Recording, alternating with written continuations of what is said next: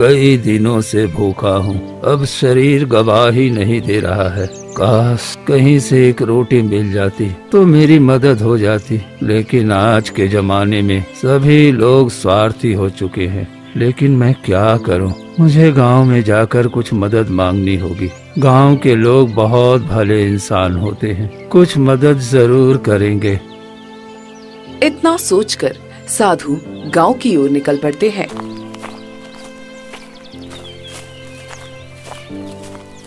गांव जाकर एक जमींदार के पास जाते हैं।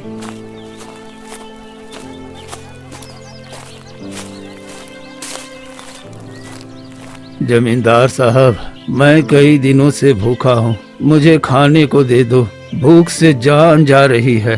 अरे तो भाई साधु है ना, जिसे गांव से निकाला गया था? चल भाग यहाँ से, तुझे यहाँ आने से आदमी का ग्रह नक्षत्र बिगड़ जाता है। मैं तुझे कुछ नहीं देने वाला, चला जा यहाँ से।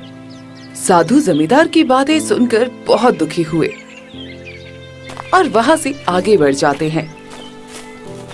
उसके बाद वो दो गांव वालों से मिलता है। हे पुत्र, मुझे बहुत भूख लगी है, जरा खाने को कुछ दे दो तो भगवान तुम्हारा भला करेगा।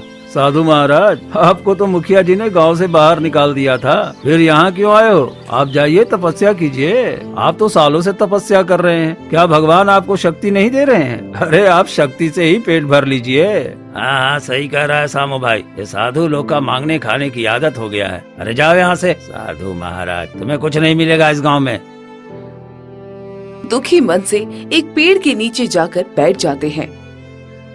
हे ईश्वर, अब इस कलयुग में साधु संतों के लिए भी कोई जगह नहीं रही, सभी के दिल पत्थर हो गए हैं। मुझे इस शरीर से मुक्ति दे दो प्रभु। साधु वहीं बैठे भूख से तड़प रहे थे, मगर कोई भी उनकी मदद नहीं करता। फिर रात हुई। रात के समय उनकी सांस अटकने लगी, पर कोई भी पानी देने वाला नहीं था और वो वहीं तड़प तड़प कर प्राण त्याग देते हैं।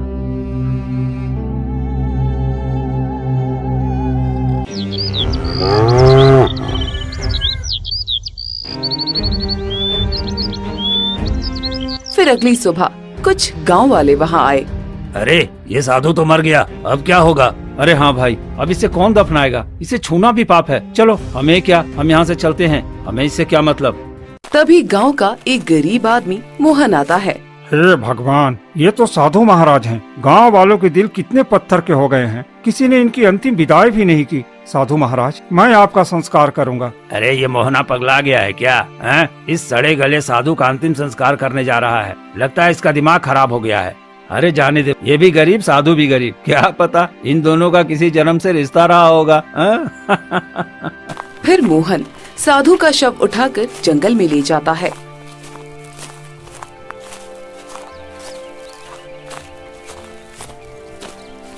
और एक गड्ढा खोदता है।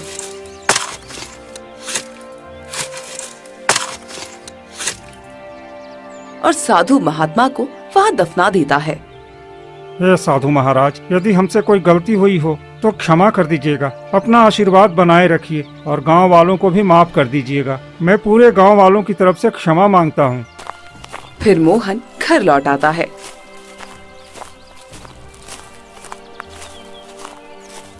ऐसे ही धीरे धीरे समय बीतता जाता है और एक दिन मोहन के पिता की तबीयत खराब हो जाती है। मोहन बेटा और लखन, लगता है कि अब मैं नहीं बचूंगा। अरे मेरे जाने के बाद तुम लोग मिलकर रहना, क्योंकि एकता में बल होता है। इतना कहकर उनकी मृत्यु हो जाती है। सभी लोग दुखी मन से अपने पिता का अंतिम संस्कार करते हैं।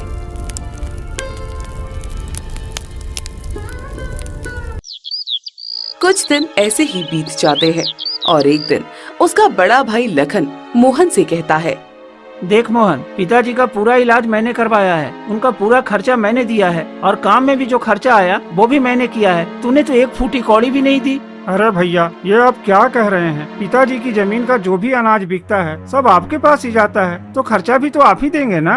क्या तुम मुझसे जवान लड़ाएगा? अरे मैं बचपन से ही मेहनत कर रहा हूँ, पिताजी के पीछे पीछे घूमता रहा हूँ। ये घर भी मैंने बनवाया है, जमीन भी खरीदने में मैंने ही मदद की है, इसलिए ये सब मेरा है, तेरा इसमें कुछ नहीं। भैया ये आप कैसे कह सकते हैं? ये पिताजी की मेहनत से बना है, इसमें मेरा भी हक है। मैंने कह दिया ना, तेरा इसमें कुछ नहीं है। तू अपनी पत्नी को लेकर यहाँ से निकल जा। इतने में मोहन की पत्नी सुनीता आ जाती है। भैया आप ये क्या कह रहे हैं? हम दोनों कहाँ जाएंगे? ये तो बाबूजी का बनाया हुआ घर है, इसमें हमारा भी हिस्सा है। आप हमें ऐसे घर से नहीं निकाल सकते। देख सुनीता, तू अपने नालायक पति के साथ कुछ भी कर, मुझे फर्क नहीं पड़ता। ये घर अब मेरा है और यहाँ सिर्फ मेरा हुक्म चलेगा। चलो निकलो यहाँ से। तभी लखन की पत्नी महिमा भी आ जाती है। हाँ, मेरे पति बिल्कुल सही कह रहे हैं। हम कब तक तुम लोगों का बोझ उठाते रहेंगे? तुम्हारा पति तो कोई ढंग का काम करता नहीं और मेरे पति बचपन से भटकते रहे हैं। घर बनाया, पिताजी का इलाज करवाया, सारा पैसा लगाया। अब इस पर तुम्हारा कोई हक नहीं है। चलो निकलो यहाँ से। भाभी ऐसा मत कहिए, भगवान के लिए हमें मत निकालिए। हम निकाल कर ही रहेंगे। अरे हमारे भी बाल बच्चे हैं, हम उन्हें ना देखें और सारी जिंदगी तुम्हारे पीछे बर्बाद कर दे क्या? चलो चलो निकलो यहाँ से। इतना कहकर लखन और महिमा दोनों अंदर चले जाते हैं।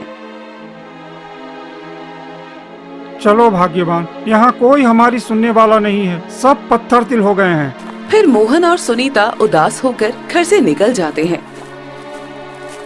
रास्ते में एक गांव वाला मिलता है। अरे मोहन, तुझे क्यों निकाल दिया गया?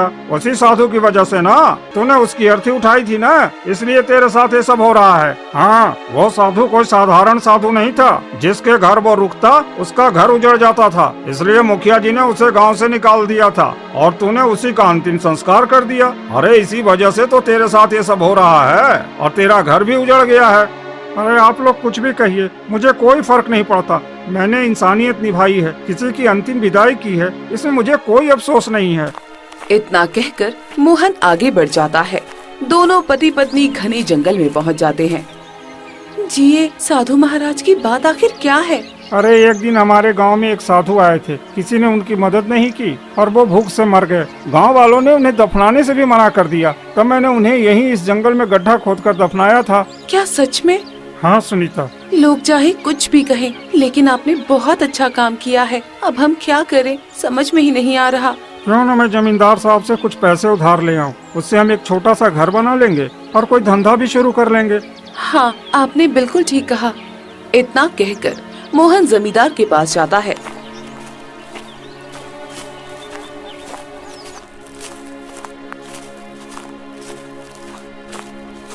जमींदार साहब, मुझे कुछ पैसे उधार दे दीजिए। मुझे अपने लिए एक छोटा सा घर बनाना है। मैं कुछ दिन में आपके पैसे लौटा दूंगा। अरे तू तो लखन का भाई है ना? जी हाँ, मैं लखन का भाई हूँ। उन्होंने मुझे घर से निकाल दिया है। अरे